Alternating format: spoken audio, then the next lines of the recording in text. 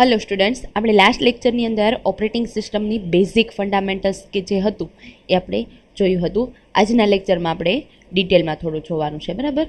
તો એના માટે હું તમને આપણે ક્યાં પહોંચ્યા હતા? હા, લાસ્ટ ટાઈમ આપણે જે શીખ્યા હતા એની અંદર હતું કે ઓપરેટિંગ સિસ્ટમનો overview.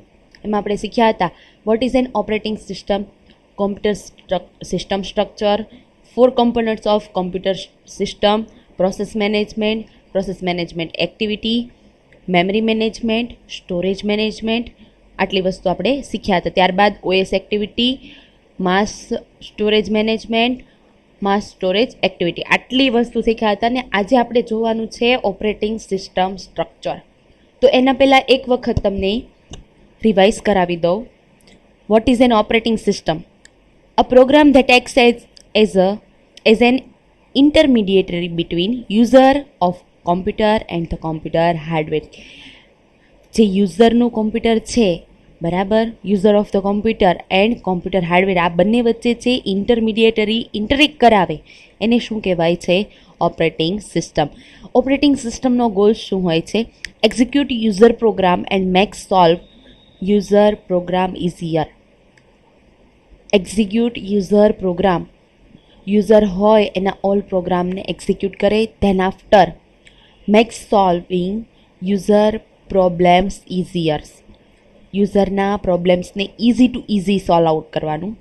Use the computer hardware in the efficient manner.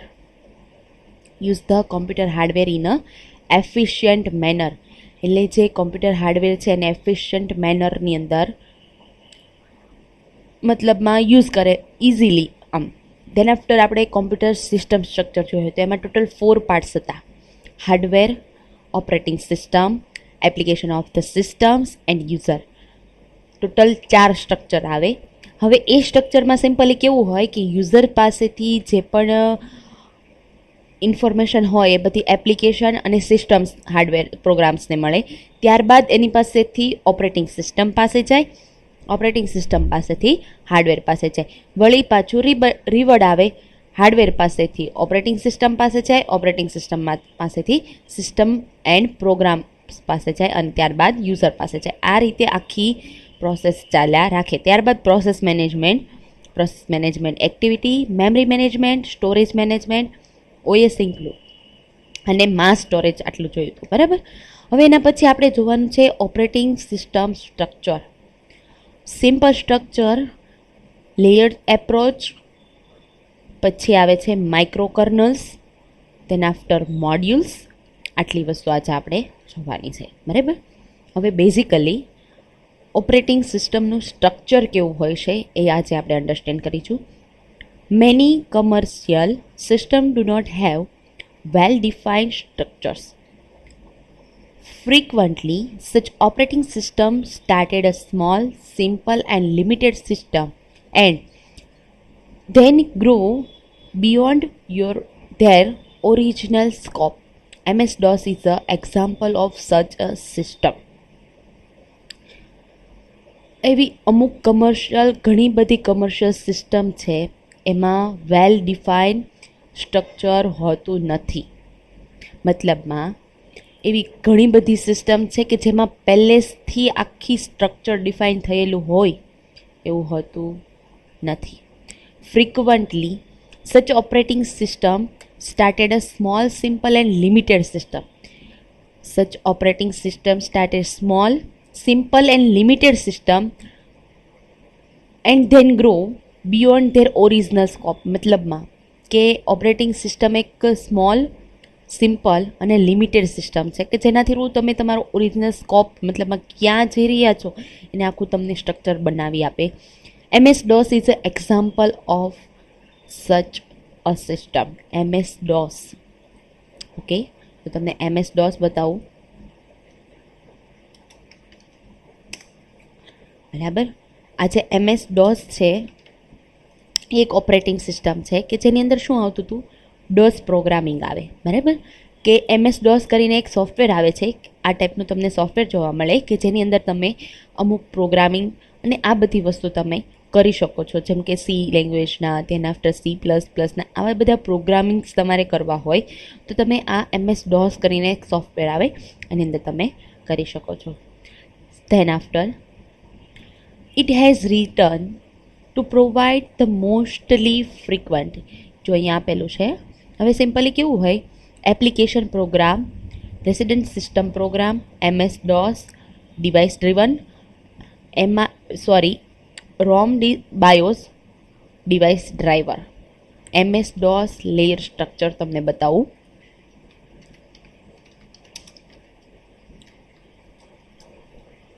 Okay, simply એનું લેયર સ્ટ્રક્ચર કઈ રીતનું છે તો કે એપ્લિકેશન પ્રોગ્રામ પાસેથી ક્યાં આવે, રેસિડેન્ટિયલ સિસ્ટમ પ્રોગ્રામ પાસે, ત્યાંથી MS DOS ડિવાઇસ ડ્રાઈવર પાસે આવે અને પછી ROM BIOS ડિવાઇસ ડ્રાઈવર પાસે થાય.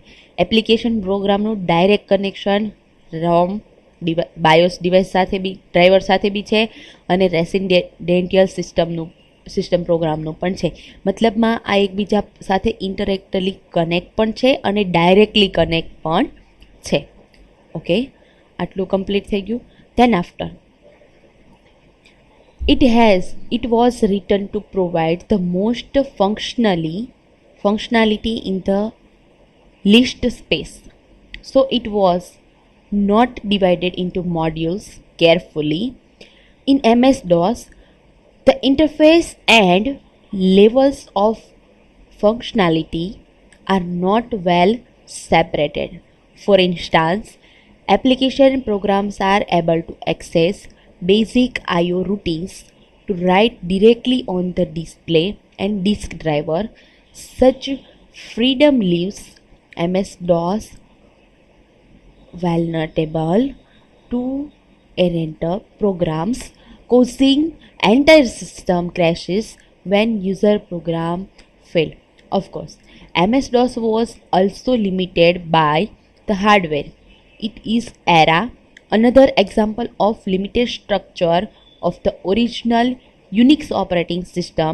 Unix is another system that initially was limited by hardware functionality. હવે સિમ્પલી આની અંદર તમને એવું કહેવા માગે છે કે it was written to provide the most functionality in the least spaces. So it was not divided into modules carefully. એને અલગ અલગ મોડ્યુલમાં ડિવાઈડ કરવામાં આવ્યા નથી. Than after MS DOS that interact the level of functionality well not separated. MS DOSની અંદરની જે functionality, interface and level of functionality separate નથી. ફોર ઇન્સ્ટન્સ, મતલબ એપ્લિકેશન પ્રોગ્રામ બાયોસ, મેં કીધું ને તમને કે ROM BIOSને ડિરેક્ટલી કનેક્ટ કરી શકે, એના પર રાઇટ કરી શકે, ડિસ્પ્લે કરાવી શકે, ડિસ્ક ડ્રાઈવર પણ. Okay, simple. Then after such freedom leaves MS DOS vulnerable to errant, મતલબમાં or malicious program, causing entire system crash. For example, some of that programs તમે રિટર્ન કરી રહ્યા છો ત્યારે, બટ કેવું થશે કે અમુક પ્રોગ્રામ છે એ પ્રોપર નથી, મતલબ એમાં એરર છે, તો એ શું કરે છે, પૂરેપૂરો પ્રોગ્રામ્સ છે એને ફેલ કરી નાખે અને સિસ્ટમ ને એન્ટાયર સિસ્ટમ જે હોય એને ક્રેશ કરી નાખે છે. બરાબર, બિકોઝ એ લિમિટેડ હાર્ડવેરને યુઝ કરે છે MS DOS. એવું જ એક બીજું એક્ઝામ્પલ છે યુનિક્સ ઓપરેટિંગ સિસ્ટમ, કે જે પણ શું કરે છે કે લિમિટેડ હાર્ડવેરની ફંક્શનાલિટીને યુઝ કરે છે. Okay, it consists of two separate parts, the kernel and the system program. The kernel is further separated into the series of interface and device drivers, such which have been added and expanded over the year of Unix was involved. હવે તમને મેં MS DOS layer structure બતાવ્યું, એવી જ રીતે Unix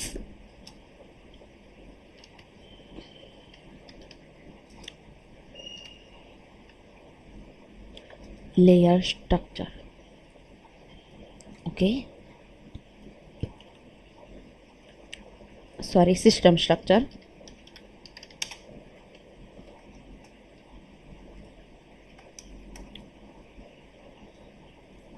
હવે simply યુનિક્સનું system structure કઈ રીતનું છે એ હું તમને બતાવું.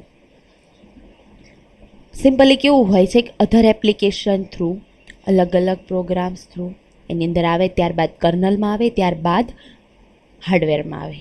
ઓકે, એવી જ રીતે આખું એનું સ્ટ્રક્ચર હોય કે સિમ્પલી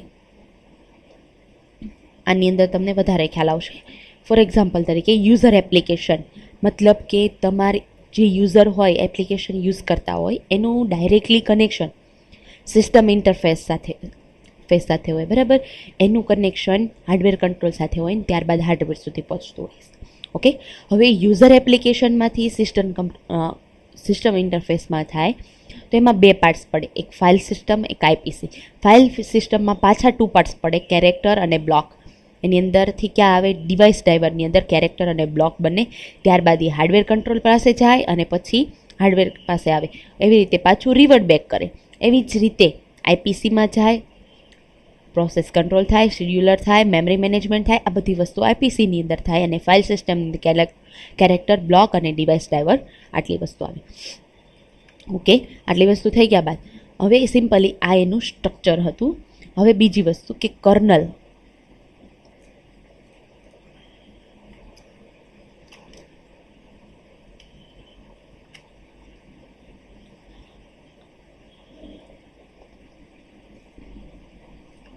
હવે યુઝર હોય, shells and command, compilers and interpret system library. તમે જે એપ્લિકેશન્સ યુઝ કરો છો, ફોર એક્ઝામ્પલ તરીકે આપણે MS DOS યુઝ કરીએ એવી રીતે યુનિક્સ કરીને એક આખી સિસ્ટમ આવે છે, બરાબર. તો એની અંદર કેવું હોય કે યુઝર્સ હોય, એપ્લિકેશન યુઝ કરે, એમાં એ લોકો શેલ્સ, કમાન્ડ્સ, કમ્પાઇલર, ઇન્ટરપ્રિટર, આ લાઇબ્રેરીઝ, આ બધી વસ્તુ યુઝ કરતા હોય જેના થ્રુ એ પોતાના પ્રોગ્રામ્સને બધી વસ્તુ રાઇટ કરે. હવે ત્યાંથી શું આવે છે, interface to call to the kernel. કર્નલના ઇન્ટરફેસની અંદર આવે. આ જે સ્ટ્રક્ચર આખું છે એ કર્નલનું છે, બરાબર. હવે કેવું હોય કે એની અંદર 3 વસ્તુ આવે, signal in terminal handle, character IO system, terminal driver, file system swapping block, IO system, disk and tape driver, CPU scheduling, page replacement, demand paging and virtual memory. અને ધેન આફ્ટર હવે સિમ્પલી જેવી રીતે કર્નલ છે, કર્નલમાં total 3 parts આવે, signal terminal, file system અને CPU. આટલી વસ્તુ થાય. સિગ્નલ ટર્મિનલ થાય, હેન્ડલિંગ થાય, character IO system, terminal drivers, file system, મતલબમાં ઇનપુટ આઉટપુટ બ્લોકની અંદર સ્વેપિંગ અને સ્વેપ આઉટ થાય ફાઇલ. તેના આફ્ટર ડિસ્ક ઉપર રાઇટ થાય, ટેપ થ્રુ રીડ થાય, મતલબમાં એ ડ્રાઈવર્સ આવી ગયા. આપણે લાસ્ટ લેક્ચરમાં જોયું હતું કે ટેપ આવે, એના આખી ડિસ્ક આવે, એના પર ટેપ મૂકેલા હોય, એની અંદર નોટ્સ મૂકેલા હોય, એના પરથી તમે ડેટાને રાઇટ્સ કરી શકો છો. ઓકે, તેના આફ્ટર CPU શેડ્યુલિંગ, મતલબમાં 1 by 1 જે પ્રોસેસ હોય આપણે જોઈતી લાસ્ટ લેક્ચરમાં, એ 1 by 1 પ્રોસેસિંગ થાય છે કે જેની અંદર એ લોકો શું કરે છે કે એક પછી એક પ્રોસેસની શેડ્યુલની અંદર મૂકેલી હોય. પેજ રિપ્લેસમેન્ટ, મતલબમાં સિમ્પલી કોઈ પ્રોગ્રામ્સ મોટો હોય તો એની અંદર તમારે શું કરવું પડે કે મલ્ટિપલ પેજીસ બધા ચેક કરવા પડે. ત્યારબાદ ડિમાન્ડ પેજિંગ, એમાંથી કોઈ એવી પ્રોસેસ એક એવી આવે છે કે જે અર્જન્ટલી તમારે કમ્પ્લીટ કરવી પડે એવી હોય, એને ડિમાન્ડ પેજિંગ. અને વર્ચ્યુઅલ મેમરી, મતલબમાં અમુક મેમરી સ્ટોર રાખવાની હોય, ડેટા સ્ટોર રાખવાનો, અમુક સ્ટોર મેમરી હોય એની અંદર ગાર્બેજ પડેલું હોય એને રિમૂવ કરવાનું, આ બધું વર્ચ્યુઅલ મેમરીની અંદર આવે, બરાબર. ત્યારબાદ આવે છે કર્નલ ઇન્ટરફેસ ટુ હાર્ડવેર. એની અંદર ટર્મિનલ કંટ્રોલર્સ, ટર્મિનલ કંટ્રોલર્સ શું કરે, ટર્મિનલ્સને કંટ્રોલ કરે. ડિવાઇસ કંટ્રોલર ડિસ્ક અને ટ્રેપને કંટ્રોલ કરે. ત્યારબાદ મેમરી કંટ્રોલર શું કરે, ફિઝિકલ મેમરી, મતલબમાં ફિઝિકલ મેમરી કોને કહેવાય, જેની અંદર અત્યારે વર્કિંગ ને બધી વસ્તુ થઈ રહી છે એને કંટ્રોલ કરે છે. Okay,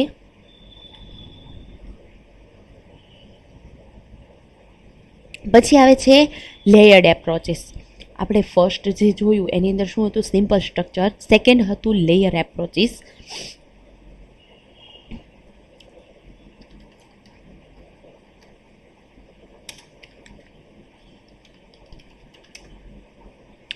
layered approaches. ઓકે, હવે લેયર એપ્રોચીસમાં તમે જુઓ સિમ્પલી કેવું હોય કે જસ્ટ મિનિટ,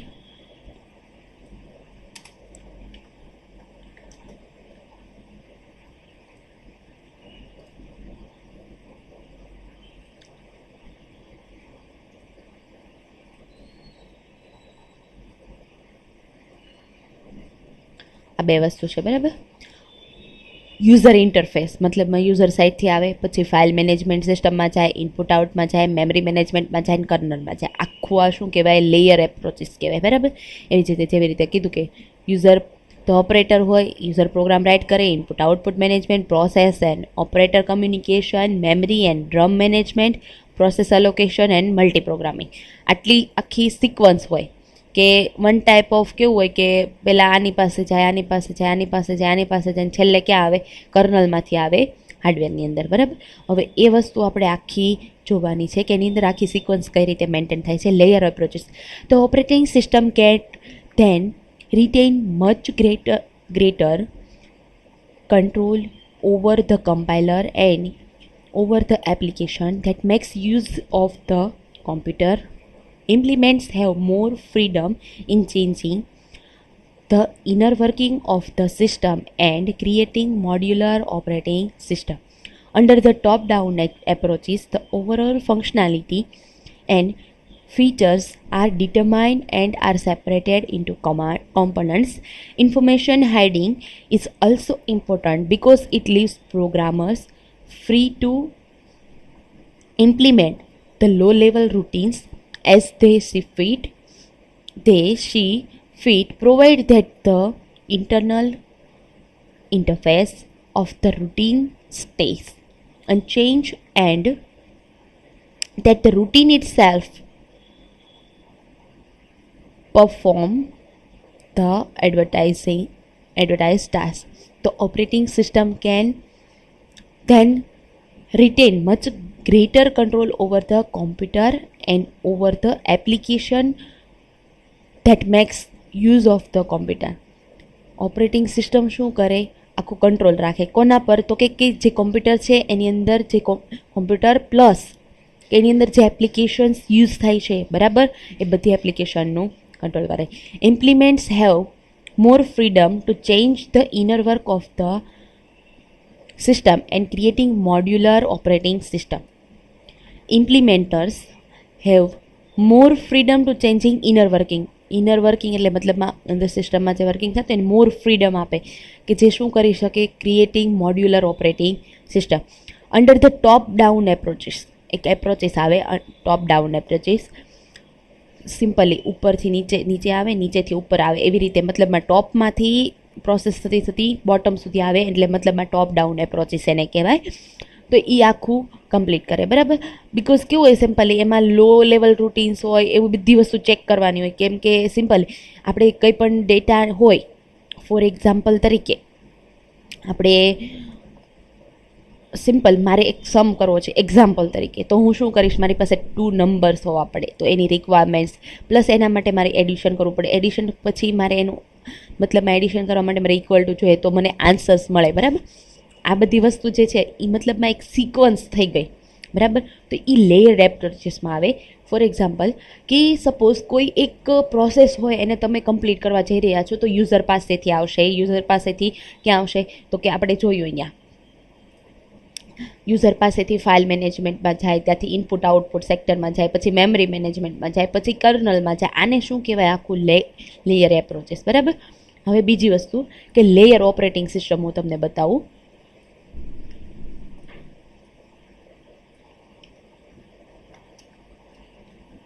બરાબર, આપણે જે રીતે જોયું હતું એ જ સેમ ટુ સેમ છે કે પહેલાં ઓપરેટર્સ હોય, પછી શું આવે, યુઝર પ્રોગ્રામ્સ આવે, પછી ઇનપુટ આઉટપુટ મેનેજમેન્ટ આવે, પછી ડિવાઇસ ડ્રાઈવર આવે, મતલબમાં ઓપરેટર્સ ને એ બધી વસ્તુ આવે, પછી મેમરી મેનેજમેન્ટ આવે, પછી પ્રોસેસ અલોકેશન અને મલ્ટી પ્રોગ્રામિંગ આવે.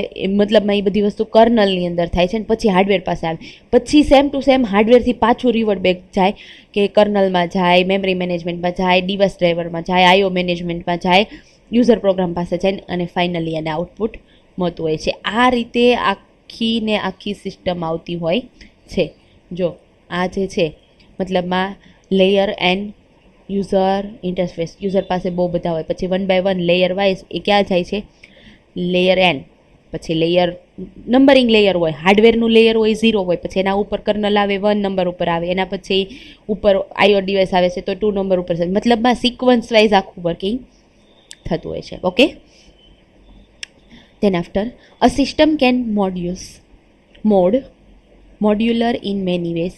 One method is the layer approaches, in which the operating system is broken into number of layers.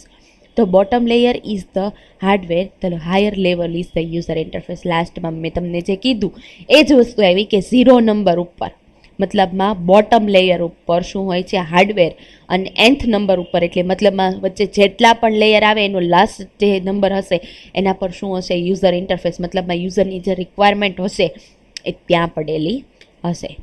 Okay, આટલી વસ્તુ થઈ ગઈ. ત્યારબાદ an operating system layers in the implementation of the abstract object made up of data and operations can be manipulate those data. Operating systems layer implement the abstract object made up of data and the operation can manipulate those data. જે user પાસેથી data આવ્યો છે એને easy to easy complete કરવા માટે મતલબ એને એનું ઇમ્પ્લિમેન્ટેશન કરીને એ ડેટાને ઓપરેશન કરીને એ ડેટાનું શું કરે મેનિપ્યુલેટ કરે. બરાબર. A typical operating system layer say layer M consists of a data structure set of the routines that invoke higher layers. Layer M is the in turn can invoke operation on lower level layer. Higher લેવલથી લઈને lower layer સુધી આખો data જતો હોય છે one by one structure wise એક પછી એક જાય છે. બરાબર. The main advantages of the layer approaches is simplicity of construction and debugging. એની અંદર ડીબગિંગ એન્ડ કન્સ્ટ્રક્શન મતલબમાં ડેટાને easy to easy solve out કરે પ્લસ ડીબગ કરે મતલબમાં ચેકિંગ કરે એમાં કોઈ એરર છે કે નહીં આ બધી વસ્તુ. બરાબર. એ બધી વસ્તુ ડિટેલમાં જ્યારે આપણે ડીબગિંગ ને આવશે ત્યારે હું તમને સમજાવીશ. બરાબર. The layer are selected so that each use functions and services of only lower layers. જે ડેટા હોય એની અંદર જે ફંક્શન્સ હોય સર્વિસીસ હોય મતલબ ઓપરેશન હોય એ ક્યાં થાય ઓનલી એન્ડ ઓનલી ખાલી લોઅર લેવલ લેયર ઉપર. Okay. This approaches simplify debugging and system verification. The first layer can be debug without any concern for the rest of the system because by definition it was only the basic hardware which is the assumed correct. It incomplete its function. Once the first layer is debugged, it correct functioning can assume the second layer. હવે simply one by one layer system છે તો એની અંદર કેવું હશે કે first લેયરમાં જે છે ત્યાં ચેક થાય ત્યાં ડીબગ થાય મતલબમાં ચેક કરે એની અંદર કોઈ એરર નથી કોઈ ઇશ્યુ નથી એ બધી વસ્તુ ચેક થાય પછી એ સેકન્ડ લેયરમાં જાય ધેન થર્ડ લેયરમાં આવી રીતે વન બાય વન સિમ્પલી એવી રીતની આખી સિસ્ટમ ડિઝાઇન થયેલી છે કે જેની અંદર વન બાય વન એક એક લેયરની અંદર જશે. Each layer is implemented with only those operations provided into lower layer. Each layer is implemented with only those operations provided by lower level layer. A layer does not need to know how those operations are implemented. લેયરને ખબર નથી કે આ operation કઈ રીતે implement થાય છે. It need to know only that those operation do. એને ખાલી એટલી જ ખબર હોય છે મતલબમાં આ જે લેયર હોય ઈચ લેયર એની અંદર અલગ અલગ પ્રકારના ઓપરેશન અલગ અલગ પ્રકારની પ્રોસેસ મતલબમાં ઇમ્પ્લિમેન્ટ કરેલા હોય એને ખાલી એટલી જ ખબર છે કે આપણે ઓપરેશનને મતલબમાં ઓપરેશન કમ્પ્લીટ કરાવવાના છે કઈ રીતે કરાવવાના છે એ એમને ખબર નથી. બરાબર. Each layer hides the instance of certain data structure, operations and hardware from higher level layer. એની કરતાં અપ લેવલ મતલબમાં એવરી લેયર મતલબમાં ઈચ ઓફ લેયર્સ જે લેયર હોય એ શું કરે છે એની કરતાં હાયર લેવલનું જે લેયર હોય એનાથી એનો ડેટા હોય એને હાઇડ કરે મતલબમાં ડેટાનું સ્ટ્રક્ચર કઈ રીતનું છે ઓપરેશન કઈ રીતના છે હાર્ડવેર કઈ રીતનું છે એ બધી જ વસ્તુ હાયર લેવલ ઓફ લેયરથી શું કરી દે છે હાઇડ કરી દે છે. The major difficulty with the layered approaches ઇન્વોલ્વ્સ appropriatively defines the various layers. The backing storage drivers would normally be above the CPU scheduler because the driver may need to wait the IO and the CPU can be rescheduled during this time. Layer સિસ્ટમની major એક જ difficulty છે, બરાબર, કે એની અંદર simply કેવું હોય કે આપણે જે અલગ અલગ વેરિયસ લેયર હોય, બરાબર, તો એના માટે આપણે શું કરવું પડે, અલગ અલગ પ્રોસેસની અંદર કન્વર્ટ કરવું પડે, બરાબર. તો backing storage driver would normally be above the CPU scheduler, એટલે CPU શેડ્યુલર પાસે જવું પડે, એની પાસેથી એને ટાઈમ લેવો પડે. તો એના માટે એને શું કરવું પડે, જે ઇનપુટ આઉટની જે એક પ્રોસેસ છે એને વેઇટ કરવો પડે, મતલબમાં ઇનપુટ આઉટ માટે એને શું કરવું પડે છે, ઈચ ઓફ ડ્રાઈવરને વેઇટ કરવો પડે છે. બિકોઝ કેમ કે CPU શું કરતું હોય, રીશેડ્યુલિંગ કરતું હોય, મતલબમાં એક પ્રોસેસ છે એ કમ્પ્લીટ થઈ ગઈ છે, તો એ કમ્પ્લીટ થયા પછી એની જગ્યા પર નેક્સ્ટ, એટલે મતલબમાં જો પહેલી પ્રોસેસ છે જલ્દી કમ્પ્લીટ થઈ જાય છે તો એને આવીને વેઇટ કરવો પડે છે કે આ પ્રોસેસ થાય પછી મારો ટર્ન આવશે. Okay, the final problem with layer implementation is that the they tend to be less efficient and other operating system કરતા less efficient છે. Okay, for instance, when a user program execute an IO operation, it can execute a system calls that is a trap to the IO layers, which calls the memory management layers, which is done cells by CPU scheduling layer, which is then passed to the layer. હવે simply for example તરીકે યુઝરે એક program execute કર્યો છે, તો હવે એને શું કરવું પડશે, આઈઓ લેયર પાસેમાં કન્વર્ટ થશે, મતલબ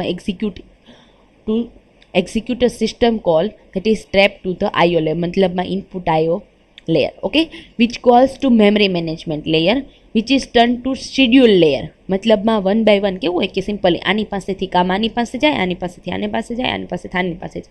તો આની અંદર શું થાય છે, ધીમે ધીમે ટાઈમ બી વેસ્ટ થાય, પ્લસ કેવું હોય કે આમ વાર લાગે પ્રોસેસ થવામાં, એક પછી એક અલગ અલગ બધા પાસે પાસ ઓન થાય છે, અને ત્યારબાદ એ ક્યાં પહોંચે છે, હાર્ડવેર સુધી.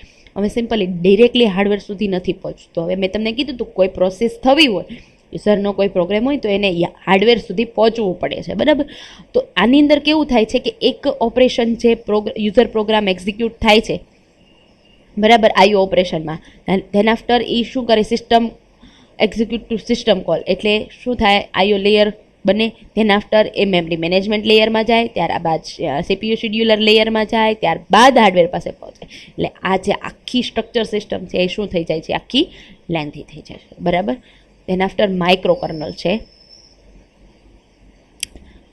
એ આપણે નેક્સ્ટ લેક્ચરની અંદર જોશું. આ 2 પોઈન્ટ્સ બાકી રહ્યા છે. બેઝિકલી ફરી એક વખત બતાવી દો, આપણે શું જોયું તો કે ઓપરેટિંગ સિસ્ટમના સ્ટ્રક્ચર જોયા, સિમ્પલ સ્ટ્રક્ચર અને લેયર્ડ એપ્રોચીસ. હવે સિમ્પલ સ્ટ્રક્ચરની અંદર કેવું હતું કે application program, resident system, MS DOS driver, device driver અને રોમ બાયોસ. એમાં કેવું હતું, એપ્લિકેશન ડિરેક્ટલી બાયોસને એક્સેસ કરી શકતું હતું, પણ લેયરની અંદર કેવું આવે છે કે તમારે વન બાય વન અલગ અલગ ડિફરન્ટ લેયર પાસે જવું પડે છે, અને એ લેયર થ્રુ તમને વન બાય વન પ્રોસેસ થાય છે. તો હવે સિમ્પલી કે આની અંદર શું થતું હતું, સિમ્પલ સ્ટ્રક્ચર, કે એના 2 એક્ઝામ્પલ છે, MS DOS operating system and Unix operating system. આની અંદર શું થતું હતું કે સિમ્પલી જ્યારે તમે કોઈ પ્રોગ્રામ કે તમે મતલબમાં જે પ્રોગ્રામ છે એને તમે એ પ્રોગ્રામ જે છે એને તમે સિસ્ટમમાં મોકલો છો, તો કદાચ એ પ્રોગ્રામમાં ફેલિયર આવે છે તો શું થાય છે, આખી જે સિસ્ટમ હોય છે એન્ટાયર સિસ્ટમ એ ક્રેશ કરી નાખે છે, બરાબર. આ એની એક લિમિટેશન્સ હતી,